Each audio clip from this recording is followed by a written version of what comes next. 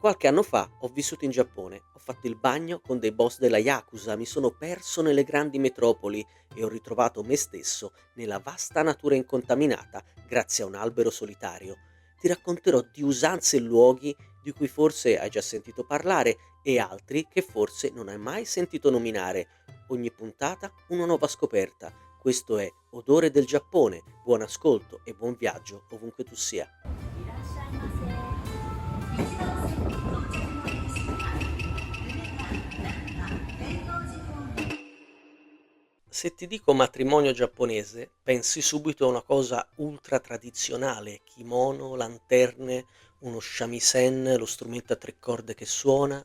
Ho partecipato a un matrimonio in Giappone, ma era tutto tranne che tradizionale. La cerimonia si è tenuta in una chiesa a Tokyo, che non era una chiesa. Tutto è stato organizzato in una cosa che sembrava una via di mezzo tra un centro commerciale e un castello della Disney, una vera e propria fabbrica di matrimoni. Gli sposi avevano scelto il menù, ma nulla aveva a che fare con il Giappone che ci immaginiamo, o meglio, non c'è nulla di più giapponese che prendere una cosa non giapponese e renderla propria. Il pranzo era a base di cucina francese, il rito cattolico, gli abiti occidentali. Ma la chiesa, o meglio la sala adibita a tale funzione, con tanto di crocifisso posticcio, non era consacrata, era praticamente un set cinematografico. Non c'era nessun prete, nessun monaco. A celebrare il matrimonio c'era una signora con un microfono. Parlava ossessivamente, spiegando a noi che non eravamo più gli ospiti, ma il pubblico, cosa dovevamo fare.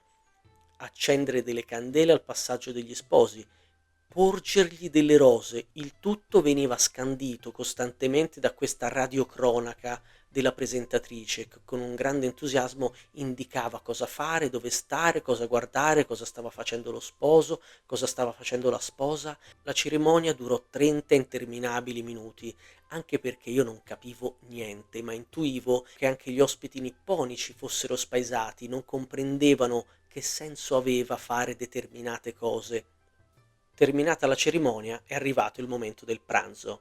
Mai mangiato francese in vita mia, lo faccio a un matrimonio in Giappone. Ci mettiamo a tavola.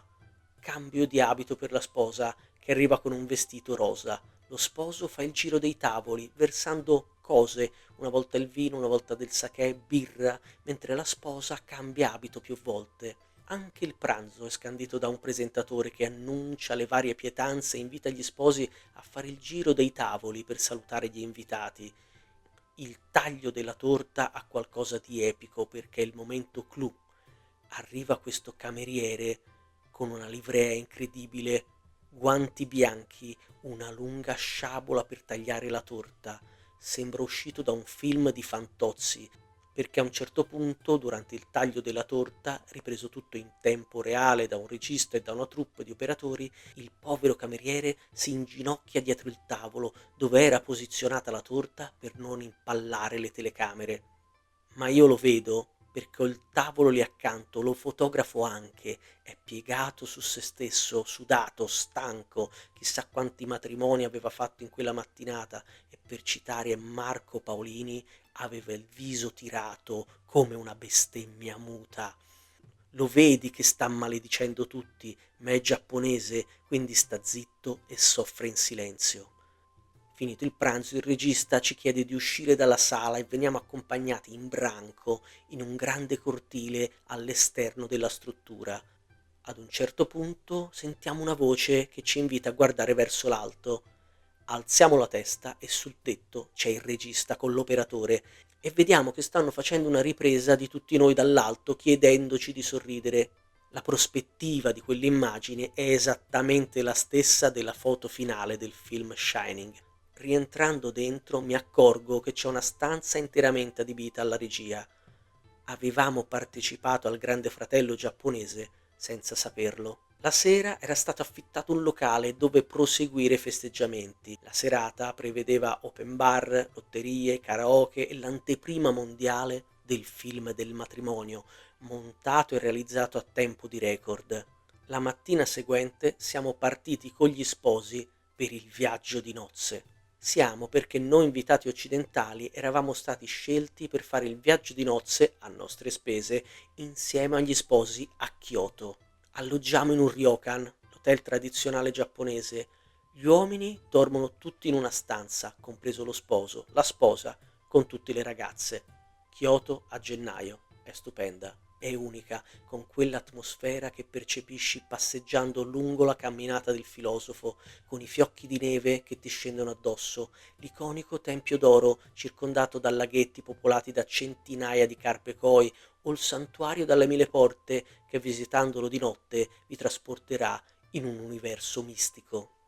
Kyoto è magica, è in forte contrasto con i palazzoni di Tokyo e il caos della metropoli, si respira l'anima del paese del sollevante, il quartiere delle geishe, le case tradizionali lungo il fiume sono qualcosa che è difficile da descrivere a parole. Ci si sposta molto in tram a Kyoto, quindi i tempi sono più lenti rispetto al grande caos di Tokyo, anche perché dopo la pandemia del 2020 la città si è riempita di turisti e di infinite file nel traffico cittadino, tanto che in alcune strade è vietato fare foto o in alcuni casi è vietato anche accedervi se non autorizzati. Esplorare di notte la città vi permetterà di scovare la tradizione giapponese che è in ogni angolo, in ogni piccola insegna, in ogni luce, senza dover sgomitare in mezzo a turisti famelici. L'ultimo giorno a Kyoto ho vissuto anche l'esperienza di essere svegliato dal terremoto, una scossa che ha fatto ondeggiare la stanza dell'hotel. Quel movimento, forte ma in qualche modo anche gentile, mi ha svegliato dal sogno che stavo vivendo in quei giorni, in quell'atmosfera unica che ho cercato di descriverti. Alla prossima puntata, grazie per l'ascolto e ovunque tu sia, fai buon viaggio. Odore del Giappone è un progetto indipendente di Lorenzo Ciani. Condividi sui social Odore del Giappone e segui la pagina Instagram.